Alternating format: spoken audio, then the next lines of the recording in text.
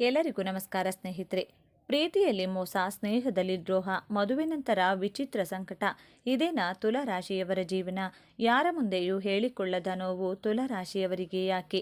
ಆತ್ಮೀಯ ತುಲಾರಾಶಿಯವರೇ, ನೀವು ಸಾಕ್ಷಾತ್ ಧರ್ಮ ಮತ್ತು ನ್ಯಾಯದ ಪ್ರತೀಕ. ಜಗತ್ತಿನ ಯಾವುದೇ ಸಮಸ್ಯೆ ಇರಲಿ ಅದನ್ನು ತೂಗಿ ಅಳೆದು ಸರಿಯಾದ ತೀರ್ಪು ಕೊಡುವ ಅದ್ಭುತ ಶಕ್ತಿ ನಿಮಗಿದೆ. ನಿಮ್ಮ ನಗುವಿನಲ್ಲಿ ಒಂದು ಆಕರ್ಷಣೆ ಇದೆ, ನಿಮ್ಮ ಮಾತಿನಲ್ಲಿ ಒಂದು ಸೌಜನ್ಯವಿದೆ. ಜಗಳ ಆಡುವವರನ್ನು ಒಂದು ಮಾಡುವ, ದ್ವೇಷಿಸುವವರನ್ನು ಪ್ರೀತಿಸುವಂತೆ ಮಾಡುವ ಮಾಂತ್ರಿಕ ಶಕ್ತಿ ಇರೋದು ಕೇವಲ ತುಲಾರಾಶಿಯವರಿಗೆ ಮಾತ್ರ. ಆದರೆ ಆತ್ಮೀಯ ತುಲಾರಾಶಿಯವರಿಗೆ, ನಿಮ್ಮನ್ನ ನೀವೇ ಕೇಳಿಕೊಳ್ಳಿ. ಇಡೀ ಜಗತ್ತಿನ ಸಮಸ್ಯೆಯನ್ನ ಬಗೆಹರಿಸುವ ನೀವು ನಿಮ್ಮ ಸ್ವಂತ ಬದುಕಿನ ಸಮಸ್ಯೆಯನ್ನ ಯಾಕೆ ಬಗೆಹರಿಸಿಕೊಳ್ಳಲು ಆಗುತ್ತಿಲ್ಲ? ಶುಕ್ರದಶೆಯ ಆಶೀರ್ವಾದ ಪಡೆದ ನೀವು ಐಷಾರಾಮಿ ಜೀವನ ನಡೆಸಬೇಕಾದವರು. ಆದರೆ ಇಂದು ಯಾಕೆ ಮನಃಶಾಂತಿ ಇಲ್ಲದೆ, ನಿದ್ದೆ ಇಲ್ಲದೆ ಒದ್ದಾಡುತ್ತಿದ್ದೀರಿ?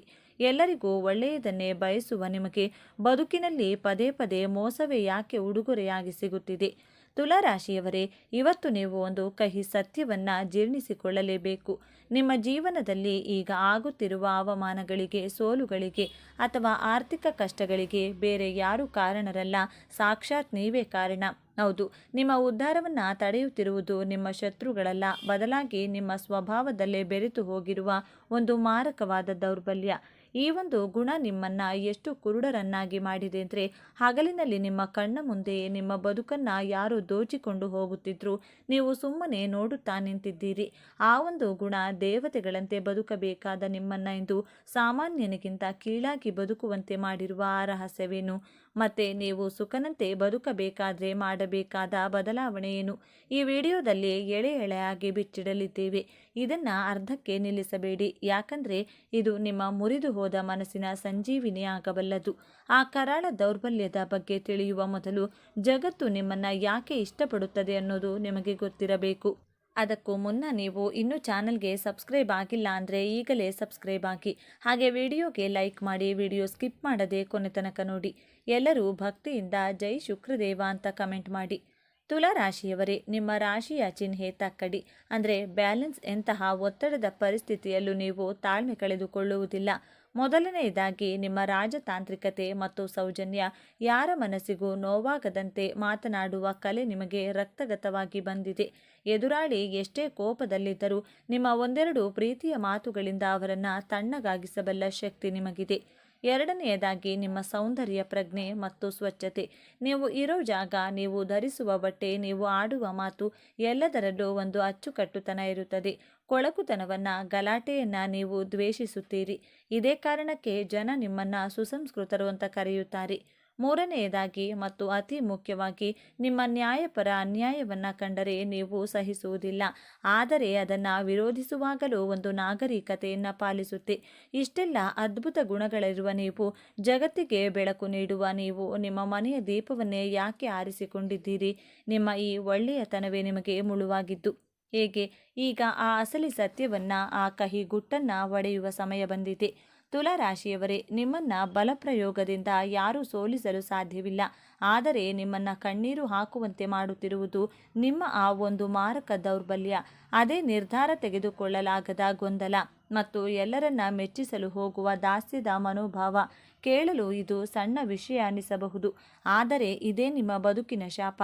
ತುಲಾರಾಶಿಯವರಿಗೆ ಅವರಿಗೆ ಪ್ರತಿಯೊಂದು ವಿಷಯದಲ್ಲೂ ಗೊಂದಲ. ಇದನ್ನು ಮಾಡಬೇಕಾ ಅಥವಾ ಅದನ್ನು ಮಾಡಬೇಕಾ? ಇದು ಸರಿಯಾ ಅಥವಾ ಅದು ಸರಿಯಾ? ಈ ಗೊಂದಲದಲ್ಲೇ ನೀವು ಬದುಕಿನ ಅರ್ಧ ಸಮಯವನ್ನ ವ್ಯರ್ಥ ಮಾಡುತ್ತೀರಿ. ಅಷ್ಟೇ ಅಲ್ಲ, ನೀವು ಯಾರಿಗೂ ಇಲ್ಲ ಎಂದು ಹೇಳಲಾರಿರಿ.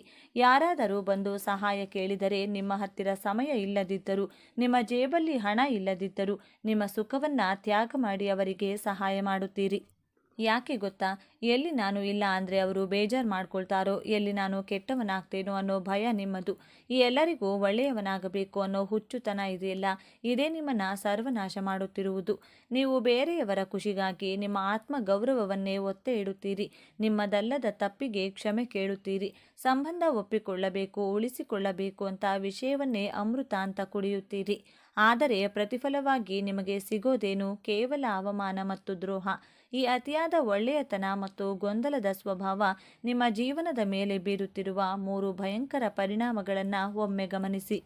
ಮೊದಲನೆಯದಾಗಿ ಪರಾವಲಂಬಿಗಳ ಸ್ವರ್ಗವಾಗುವಿಕೆ.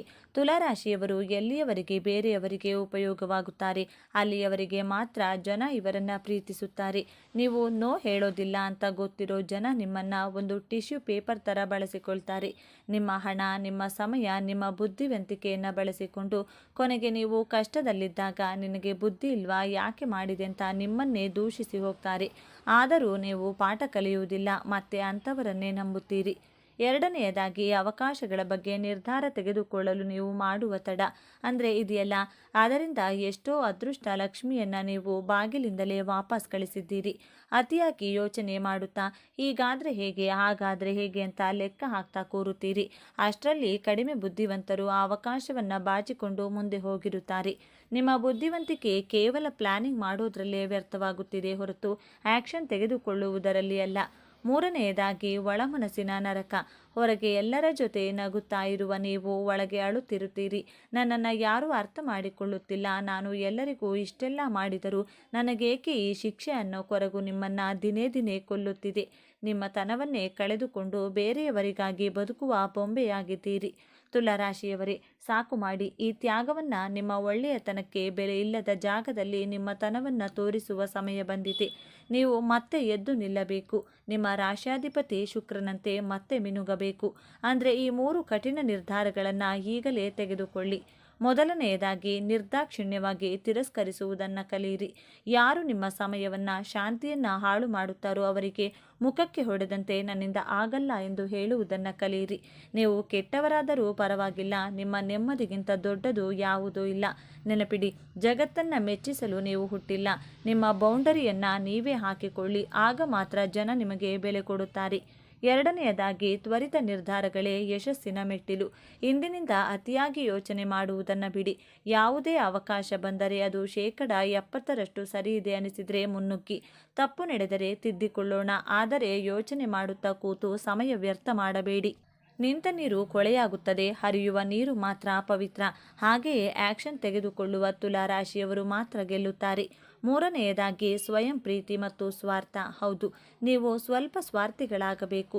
ನಿಮ್ಮ ಸಂಪಾದನೆಯನ್ನು, ನಿಮ್ಮ ಪ್ರೀತಿಯನ್ನು ಮೊದಲು ನಿಮ್ಮ ಮೇಲೆ ಖರ್ಚು ಮಾಡಿ. ನೀವು ಚೆನ್ನಾಗಿದ್ದರೆ ಮಾತ್ರ ಜಗತ್ತು ಚೆನ್ನಾಗಿ ಕಾಣುತ್ತದೆ. ಕನ್ನಡಿಯಲ್ಲಿ ನೋಡಿಕೊಂಡು ಬೇರೆಯವರಿಗಾಗಿ ಬದುಕುವುದನ್ನು ಬಿಟ್ಟು ನಿಮಗಾಗಿ ನೀವು ಬದುಕುವುದನ್ನು ಹಿಂದೆ ಪ್ರಾರಂಭಿಸಿ. ತುಲಾರಾಶಿಯವರೇ, ನೀವು ವಜ್ರದ ಹರಳಿದ್ದಂತೆ. ವಜ್ರಕ್ಕೆ ಹೊಳಪು ಬರಬೇಕಂದ್ರೆ ಅದನ್ನು ಕತ್ತರಿಸಬೇಕು. ತುಲಾರಾಶಿಯವರೇ, ನೀವು ವಜ್ರದ ಹರಳಿದ್ದಂತೆ. ವಜ್ರಕ್ಕೆ ಹೊಳಪು ಬರಬೇಕಂದ್ರೆ ಅದನ್ನು ಕತ್ತರಿಸಬೇಕು. ನೀವು ಪಟ್ಟ ಕಷ್ಟಗಳು, ಅನುಭವಿಸಿದ ಅವಮಾನಗಳು ನಿಮ್ಮನ್ನು ಇನ್ನಷ್ಟು ಗಟ್ಟಿಯಾಗಿಸಬೇಕೇ ಹೊರತು ವೀಕ್ ಆಗಿಸಿಲ್ಲ. ಇಂದಿನಿಂದ ನಿಮ್ಮ ಜೀವನದ ತಕ್ಕಡಿಯಲ್ಲಿ ಒಂದು ಕಡೆ ಜಗತ್ತನ್ನು ಇಡಿ, ಇನ್ನೊಂದು ಕಡೆ ನಿಮ್ಮನ್ನು ನೀವು ಇಟ್ಟುಕೊಳ್ಳಿ. ಯಾವಾಗಲೂ ನಿಮ್ಮ ಕಡೆಯ ತೂಕ ಹೆಚ್ಚಿರಲಿ. ನಿಮ್ಮ ಮೃದು ಸ್ವಭಾವವನ್ನು ದೌರ್ಬಲ್ಯ ಎಂದು ಭಾವಿಸಿದವರಿಗೆ ನಿಮ್ಮ ಕಠಿಣ ನಿರ್ಧಾರಗಳ ಮೂಲಕ ಉತ್ತರ ಕೊಡಿ. ನಿಮ್ಮನ್ನು ಕಡೆಗಣಿಸಿದವರು, ನಿಮ್ಮನ್ನು ಬಳಸಿಕೊಂಡು ಬಿಸಾಡಿದವರು ನಾಳೆ ನಿಮ್ಮ ಯಶಸ್ಸನ್ನು ಕಂಡು ಸಾಲಿನಲ್ಲಿ ಬಂದು ನಿಲ್ಲುವಂತೆ ಬೆಳೆಯಿರಿ. ಆ ತಾಕತ್ತು, ಆ ಕಲೆ, ಆ ರಾಜಯೋಗ ನಿಮ್ಮ ಜಾತಕದಲ್ಲೇ ಇದೆ. ಬೇಕಾಗಿರೋದು ಕೇವಲ ಎಚ್ಚೆತ್ತುಕೊಳ್ಳುವ ಮನಸ್ಸು. ಸ್ನೇಹಿತರೆ, ಈ ವಿಡಿಯೋದಲ್ಲಿ ಹೇಳಿದ ಮಾತುಗಳು ನಿಮ್ಮ ಜೀವನಕ್ಕೆ ಹತ್ತಿರ ಅನಿಸಿದರೆ, ಹೌದು ನಾನು ಕೂಡ ಇದೇ ತಪ್ಪನ್ನು ಮಾಡ್ತಿದ್ದೆ, ನಿಮಗೆ ಅನಿಸಿದರೆ ದಯವಿಟ್ಟು ಈ ವಿಡಿಯೋಗೆ ಒಂದು ಲೈಕ್ ಮಾಡಿ. ನಿಮ್ಮ ಲೈಕ್ ನಮಗೆ ಇಂತಹ ಆಳವಾದ ಸತ್ಯಗಳನ್ನು ಹುಡುಕಿ ತರಲು ಸ್ಫೂರ್ತಿ ನೀಡುತ್ತದೆ. ಮತ್ತು ತುಲಾರಾಶಿಯವರೇ, ನಿಮ್ಮಂತೆ ನೋವು ಅನುಭವಿಸುತ್ತಿರುವ, ದಾರಿ ಕಾಣದೇ ಇರುವ ನಿಮ್ಮ ಸ್ನೇಹಿತರಿಗೂ ಈ ವಿಡಿಯೋವನ್ನು ಈಗಲೇ ಶೇರ್ ಮಾಡಿ. ಜ್ಯೋತಿಷ್ಯದ ಜೊತೆಗೆ ಜೀವನದ ಪಾಠವನ್ನು ಕಲಿಯಲು, ನಿಮ್ಮ ಬದುಕಿನ ರಹಸ್ಯಗಳನ್ನು ಪ್ರತಿ ವಾರ ತಿಳಿದುಕೊಳ್ಳಲು ಈಗಲೇ ನಮ್ಮ ಚಾನೆಲ್ನ ಸಬ್ಸ್ಕ್ರೈಬ್ ಮಾಡಿ. ಮರೆಯದೆ ಬೆಲ್ಲೈಕಾನ್ ಒತ್ತಿ. ನಿಮ್ಮ ಜೀವನದ ಯಾವ ಘಟನೆ ನಿಮಗೆ ಹೆಚ್ಚು ನೋವು ತಂದಿದೆ ಅಥವಾ ನೀವು ಇನ್ಮುಂದೆ ಯಾವ ಬದಲಾವಣೆ ಮಾಡಿಕೊಳ್ತೀರಿ ಎಂಬುದನ್ನು ಕಮೆಂಟ್ ಮೂಲಕ ನಮಗೆ ತಿಳಿಸಿ. ನಿಮ್ಮ ಗೆಲುವೇ ನಮ್ಮ ಗುರಿ. ಸರ್ವೇ ಜನ ಸುಖಿನೋ ಭವಂತು. ಮುಂದಿನ ವಿಡಿಯೋದಲ್ಲಿ ಭೇಟಿಯಾಗೋಣ. 12 ರಾಶಿಗಳಲ್ಲಿ 7ನೇ ರಾಶಿ ತುಲಾ. ಈ ರಾಶಿಯ ಅಧಿಪತಿ ಶುಕ್ರ. ಈ ಚಿಹ್ನೆಯಲ್ಲಿ ಗಾಳಿಯ ಅಂಶವು ಹೆಚ್ಚು ಪ್ರಮುಖವಾಗಿದೆ. ಇದು ಚಲಿಸಬಲ್ಲ ಚಿಹ್ನೆ. ಈ ರಾಶಿಯಲ್ಲಿ ಶನಿಯು ಉತ್ಕೃಷ್ಟನಾಗಿರುತ್ತಾನೆ ಮತ್ತು ಸೂರ್ಯನು ದುರ್ಬಲನಾಗಿರುತ್ತಾನೆ. ತುಲಾ ರಾಶಿಯಲ್ಲಿ ಜನಿಸಿದವರು ಬಹಳ ಮಹತ್ವಾಕಾಂಕ್ಷೆಯುಳ್ಳವರು ಮತ್ತು ತಮ್ಮ ಮಹತ್ವಾಕಾಂಕ್ಷೆಗಳನ್ನು ಸಾಧಿಸಲು ಸಾಧ್ಯವಿರುವ ಎಲ್ಲ ಪ್ರಯತ್ನಗಳನ್ನು ಮಾಡುತ್ತಾರೆ. ಅವರು ಉತ್ತಮ ಕೇಳುಗರು. ಆದರೆ ಅಂತಿಮವಾಗಿ ಅವರ ಮನಸ್ಸಿನ ಧ್ವನಿಯನ್ನೇ ಕೇಳುತ್ತಾರೆ. ಅವರು ನಿಷ್ಪಕ್ಷಪಾತ ಮತ್ತು ಸಮಚಿತ್ತದಿಂದ ಕೂಡಿರುತ್ತಾರೆ. ಅವರು ಸ್ವತಂತ್ರ ಸಿದ್ಧಾಂತವನ್ನು ಹೊಂದಿದ್ದಾರೆ ಮತ್ತು ಯಾರ ಅಡಿಯಲ್ಲಿಯೂ ಕೆಲಸ ಮಾಡಲು ಇಷ್ಟಪಡುವುದಿಲ್ಲ. ಆತ್ಮೀಯ ತುಲಾರಾಶಿಯವರೇ, ಇಡೀ ಜಗತ್ತಿಗೆ ನ್ಯಾಯ ಹೇಳುವ ನೀವು, ನಿಮ್ಮ ಶತ್ರುಗಳಿಗೂ ಒಳ್ಳೆಯದನ್ನು ಬಯಸುವ ನೀವು, ನಿಮ್ಮ ಜೀವನದಲ್ಲಿ ಮಾತ್ರ ಅನ್ಯಾಯವನ್ನೇ ಅನುಭವಿಸಿದ್ದೀರಿ. ನಿಮಗೂ ಅನಿಸಿರಬಹುದು, ಯಾಕೆ ಯಾವಾಗಲೂ ಕೆಟ್ಟದ್ದು ನನಗೇ ಆಗುತ್ತೆ ಅಂತ. ತಕ್ಕಡಿಯ ಹಾಗೆ ಎಲ್ಲರನ್ನೂ ಸಮಾನವಾಗಿ ನೋಡುವ ನಿಮ್ಮ ಗುಣವೇ ನಿಮಗೆ ಮುಳುವಾಗಿದೆ. ಪರರ ಕಷ್ಟಕ್ಕೆ ಕರಗುವ ನೀವು, ನಿಮ್ಮ ಕಷ್ಟವನ್ನು ಯಾರ ಬಳಿಯೂ ಹೇಳಿಕೊಳ್ಳಲಾಗದೆ ಒಳಗೆ ನುಂಗಿಕೊಂಡಿದ್ದೀರಿ. ನಾನು ಎಲ್ಲರಿಗೂ ಒಳ್ಳೆಯದನ್ನೇ ಮಾಡಿದೆ, ಆದರೂ ನನಗೇಕೆ ಈ ಶಿಕ್ಷೆ, ನನ್ನ ಪ್ರೀತಿಯನ್ನು ಜನ ಯಾಕೆ ಅರ್ಥ ಮಾಡಿಕೊಂಡಿಲ್ಲ ಎಂದು ನೀವು ಎಷ್ಟೋ ಸಲ ನಿಮಗೆ ನೀವೇ ಅಂದುಕೊಂಡಿದ್ದೀರಾ. ಸಂಬಂಧಗಳಲ್ಲಿ ಆದ ನೋವು, ಹಣಕಾಸಿನ ಏರಿಳಿತ ನಿಮ್ಮನ್ನು ಹಿಂಡಿ ಹಿಪ್ಪೆಕಾಯಿ ಮಾಡಿದೆ ಅಲ್ಲವೇ? ಆದರೆ ಚಿಂತಿಸಬೇಡಿ, ಕಾಲಚಕ್ರ ಉರುಳುತ್ತಿದೆ. ಈ ವರ್ಷ ತುಲಾರಾಶಿಯವರ ಪಾಲಿಗೆ ರಾಜಯೋಗದ ವರ್ಷ. ಯಾಕೆಂದರೆ ನಿಮ್ಮ ರಾಶಿಗೆ ಶನಿ ಯೋಗಕಾರಕ. ಅವನು ನಿಮ್ಮ ತಾಳ್ಮೆಯನ್ನು ಪರೀಕ್ಷೆ ಮಾಡಿದ್ದು ಸಾಕು. ಈಗ ನಿಮ್ಮ ಸಮಯ ಬಂದಿದೆ. ಯಾರು ನಿಮ್ಮನ್ನು ಹಾಳು ಮಾಡಲು, ನಿಮ್ಮನ್ನು ನಾಶ ಮಾಡಲು ನಿಂತಿದ್ದವರೇ ಈಗ ನಿಮ್ಮ ಕಾಲ ಬುಡಕ್ಕೆ ಬರುವ ಸಮಯವಿದು. ಆದರೆ ನೆನಪಿಡಿ, ಶುಕ್ರ ದೆಸೆಯ ಭಾಗ್ಯ ಸುಮ್ಮನೆ ಸಿಗಲ್ಲ. ಲಕ್ಷ್ಮಿ ಚಂಚಲೆ, ಅವಳು ಒಲಿದರೆ ಮಳೆ ಸುರಿದ ಹಾಗೆ, ಮುನಿದರೆ ಇದ್ದದ್ದೆಲ್ಲ ಮಾಯ. ನೀವು ಸಿರಿವಂತರಾಗಲು ನಾನು ಹೇಳುವ ಈ 5 ತಾಂತ್ರಿಕ ರಹಸ್ಯಗಳನ್ನು ಪಾಲಿಸಲೇಬೇಕು. ಈ ವಿಡಿಯೋವನ್ನು ಸ್ಕಿಪ್ ಮಾಡೋದು ಅಂದರೆ ಸಾಕ್ಷಾತ್ ಲಕ್ಷ್ಮಿಯನ್ನು ಮನೆ ಬಾಗಿಲಿಂದ ವಾಪಸ್ ಕಳುಹಿಸಿದ ಹಾಗೆ. ಮುಂದೆ ಹೋಗುವ ಮುನ್ನ ಒಂದು ಚಿಕ್ಕ ವಿನಂತಿ. ಈ ಜ್ಞಾನಕ್ಕೆ ನಾನು ನಿಮ್ಮಿಂದ ಹಣ ಕೇಳುತ್ತಿಲ್ಲ, ಕೇವಲ ಒಂದು ಸಬ್ಸ್ಕ್ರೈಬ್ ಮತ್ತು ಒಂದು ಲೈಕ್ ಕೇಳುತ್ತಿದ್ದೇನೆ. ನಿಮ್ಮ ಒಂದು ಲೈಕ್ ನಿಮ್ಮ ಜಾತಕದ ಶುಕ್ರ ಬಲವನ್ನು ಹೆಚ್ಚಿಸಲಿ. ಕಮೆಂಟ್ ಬಾಕ್ಸ್ನಲ್ಲಿ ಜೈ ಮಹಾಲಕ್ಷ್ಮಿ ಎಂದು ಬರೆಯಿರಿ. ತಾಯಿಯ ಆಶೀರ್ವಾದ ಸದಾ ಇರಲಿ. ತುಲಾರಾಶಿಯವರು ಅನಿಯಮಿತ ಮನಸ್ಸನ್ನು ಹೊಂದಿದ್ದಾರೆ ಮತ್ತು ಒಂದೇ ಆಲೋಚನೆಗೆ ಅಂಟಿಕೊಳ್ಳುವುದಿಲ್ಲ. ಅವರು ವಿಮರ್ಶಾತ್ಮಕ ಸ್ವಭಾವವನ್ನು ಹೊಂದಿದ್ದಾರೆ. ತುಲಾರಾಶಿಯವರು ಇತರರ ಕೆಲಸವನ್ನು ಮೆಚ್ಚುವುದಿಲ್ಲ. ಅವರು ಮೇಲ್ನೋಟಕ್ಕೆ ಮತ್ತು ನಿರ್ಲಿಪ್ತವಾಗಿ ಮತ್ತು ಕೆಲವೊಮ್ಮೆ ನಿರ್ಣಯಿಸದ ಮತ್ತು ಸ್ವಯಂ ಭೋಗದಿಂದ ಕಾಣುತ್ತಾರೆ. ಗಾಳಿಯ ಸಂಕೇತವಾಗಿರುವುದರಿಂದ ಅವರು ಪ್ರಾಯೋಗಿಕವಾಗಿ ನೋಡಿದಾಗ ನಿಜ ವಾಸ್ತವವನ್ನು ಮೀರಿದ ರೀತಿಯಲ್ಲಿ ಅತಿರೇಕವಾಗಿ ಯೋಚಿಸುತ್ತಾರೆ. ಇವರು ಜೋರಾಗಿ ಮಾತನಾಡುವ ಜನರಿಂದ ದೂರ ಹೋಗುತ್ತಾರೆ. ಯಾವುದೇ ಬಾಹ್ಯ ಸವಾಲನ್ನು ಎದುರಿಸುವ ಸ್ವಾಭಾವಿಕ ಶಕ್ತಿ ಅವರಲ್ಲಿದೆ. ತುಲಾರಾಶಿಯ ಚಿಹ್ನೆ ತಕ್ಕಡಿ. ಇದು ಕೇವಲ ಒಂದು ಚಿಹ್ನೆ ಅಲ್ಲ, ಇದು ತುಲಾರಾಶಿಯವರ ಸಂಪೂರ್ಣ ಜೀವನದ ಸಾರ ತಕ್ಕಡಿಯಂತೆ. ಇವರ ಜೀವನದ ಪ್ರತಿಯೊಂದು ಅಂಶದಲ್ಲೂ ಸಮತೋಲನವನ್ನು ಹುಡುಕುತ್ತಾರೆ. ಪ್ರೀತಿ, ದ್ವೇಷ, ಸರಿ ತಪ್ಪು ಭಾವನೆ, ಬುದ್ಧಿ ಎಲ್ಲವನ್ನೂ ಅಳೆದು ತೂಗಿಯೇ ನಿರ್ಧಾರ ತೆಗೆದುಕೊಳ್ಳುತ್ತಾರೆ. ಹಾಗಾಗಿಯೇ ತುಲಾರಾಶಿಯವರಿಗೆ ಹುಟ್ಟಿನಿಂದಲೇ ಒಂದು ಆಕರ್ಷಕ ವ್ಯಕ್ತಿತ್ವ, ಕಲಾತ್ಮಕ ಹೃದಯ ಮತ್ತು ಎಲ್ಲರನ್ನೂ ಪ್ರೀತಿಸುವ ಗುಣ ರಕ್ತದಲ್ಲಿಯೇ ಬಂದಿರುತ್ತದೆ. ಜಗಳ, ವಾದ, ಸಂಘರ್ಷವನ್ನು ಇವರು ದೂರದಿಂದಲೇ ದ್ವೇಷಿಸುತ್ತಾರೆ. ಶಾಂತಿ ಮತ್ತು ಸೌಹಾರ್ದತೆ ಇವರ ಜೀವನದ ಮೂಲ ಮಂತ್ರ. ಮೇಲ್ನೋಟಕ್ಕೆ ಇವರು ಸದಾ ಸಂತೋಷವಾಗಿ ಎಲ್ಲರೊಂದಿಗೆ ಬೆರೆಯುತ್ತಾ ಯಾವುದೇ ಚಿಂತೆ ಇಲ್ಲದೆ ಇರುವಂತೆ ಕಾಣುತ್ತಾರೆ. ಈ ರಾಶಿಯ ಅಧಿಪತಿ ಶುಕ್ರದೇವ. ಶುಕ್ರನು ಪ್ರೀತಿ, ಸೌಂದರ್ಯ, ಕಲೆ, ಐಷಾರಾಮಿ ಮತ್ತು ಸಂಬಂಧಗಳ ಕಾರಕ. ಹಾಗಾಗಿಯೇ ತುಲಾರಾಶಿಯವರಿಗೆ ಹುಟ್ಟಿನಿಂದಲೇ ಕಲಾತ್ಮಕ ದೃಷ್ಟಿ, ಉತ್ತಮ ಅಭಿರುಚಿ ಮತ್ತು ಎಲ್ಲರೊಂದಿಗೂ ಬೆರೆಯುವ ಗುಣ ರಕ್ತದಲ್ಲಿಯೇ ಬಂದಿರುತ್ತದೆ. ಅವರು ತಾವು ನಂಬಿದ ನ್ಯಾಯಕ್ಕಾಗಿ ಹೋರಾಡುತ್ತಾರೆ, ಆದರೆ ಅದನ್ನು ಎಂದಿಗೂ ಆಕ್ರಮಣಕಾರಿಯಾಗಿ ಮಾಡುವುದಿಲ್ಲ. ಅವರ ವ್ಯಕ್ತಿತ್ವವೇ ಒಂದು ರೀತಿಯ ಸಂಮೋಹನ ಶಕ್ತಿಯನ್ನು ಹೊಂದಿರುತ್ತದೆ. ತುಲಾರಾಶಿಯವರು ಅದೃಷ್ಟವಂತರಾಗಲು ಪಾಲಿಸಬೇಕಾದ 5 ರಹಸ್ಯ ಸೂತ್ರಗಳು ಇಲ್ಲಿವೆ. ಮೊದಲನೇ ರಹಸ್ಯ, ಸುಗಂಧದ ಮೋಡಿ. ತುಲಾರಾಶಿಯ ಅಧಿಪತಿ ಶುಕ್ರ. ಶುಕ್ರನಿಗೆ ಸುವಾಸನೆ ಅಂದರೆ ಪಂಚಪ್ರಾಣ. ಹಣ ನಿಮ್ಮನ್ನು ಹುಡುಕಿಕೊಂಡು ಬರಬೇಕೆಂದರೆ ನೀವು ಯಾವಾಗಲೂ ಸುಗಂಧಭರಿತವಾಗಿರಬೇಕು. ಮನೆಯಿಂದ ಹೊರಗೆ ಹೋಗುವಾಗ ಕಡ್ಡಾಯವಾಗಿ ಸುಗಂಧ ದ್ರವ್ಯ ಅಥವಾ ಒಳ್ಳೆಯ ಪರ್ಫ್ಯೂಮ್ ಬಳಸಿ. ಅದರಲ್ಲೂ ಮಲಗುವ ಮುನ್ನ ಕೈಕಾಲು ತೊಳೆದು ಸ್ವಲ್ಪ ಸುಗಂಧ ದ್ರವ್ಯವನ್ನು ಹಚ್ಚಿಕೊಂಡು ಮಲಗಿ. ಎಲ್ಲಿ ಸುವಾಸನೆ ಇರುತ್ತದೋ ಅಲ್ಲಿ ದಾರಿದ್ರ್ಯ ನಿಲ್ಲುವುದಿಲ್ಲ. ಸಾಕ್ಷಾತ್ ಲಕ್ಷ್ಮಿ ಅಲ್ಲಿ ಆಕರ್ಷಿತಳಾಗುತ್ತಾಳೆ. ಎರಡನೇ ರಹಸ್ಯ, ಬಿಳಿ ಹಸುವಿನ ಸೇವೆ. ನಿಮ್ಮ ಜೀವನದಲ್ಲಿ ಎಷ್ಟೇ ದೊಡ್ಡ ಆರ್ಥಿಕ ಸಮಸ್ಯೆ ಇದ್ದರೂ ಶುಕ್ರವಾರದ ದಿನ ಬಿಳಿ ಬಣ್ಣದ ಹಸುವಿಗೆ ನಿಮ್ಮ ಕೈಯಾರೆ ಬಾಳೆಹಣ್ಣು ಅಥವಾ ಬೆಲ್ಲವನ್ನು ತಿನ್ನಿಸಿ. ಸಾಧ್ಯವಾದರೆ ಹಸುವಿನ ಮೈಮುಟ್ಟಿ. ಹಸುವಿನ ಮೈಯಲ್ಲಿ ಮುಕ್ಕೋಟಿ ದೇವತೆಗಳಿರುತ್ತಾರೆ. ಅದರ ಉಸಿರು ನಿಮ್ಮ ಮೇಲೆ ಬಿದ್ದರೆ ನಿಮ್ಮ ಪಾಪ ಕರ್ಮಗಳು ಸುಟ್ಟು ಬೂದಿಯಾಗುತ್ತವೆ. ಇದನ್ನು ತಪ್ಪದೇ ಮಾಡಿ. ನಿಮ್ಮ ಸಾಲಗಳು ಮಂಜಿನಂತೆ ಕರಗುತ್ತವೆ. ಮೂರನೇ ರಹಸ್ಯ, ಕಲ್ಲು ಉಪ್ಪಿನ ತಂತ್ರ. ತುಲಾ ರಾಶಿಯವರಿಗೆ ಕಣ್ಣು ದೃಷ್ಟಿ ಬಹುಬೇಗ ತಗುಲುತ್ತದೆ.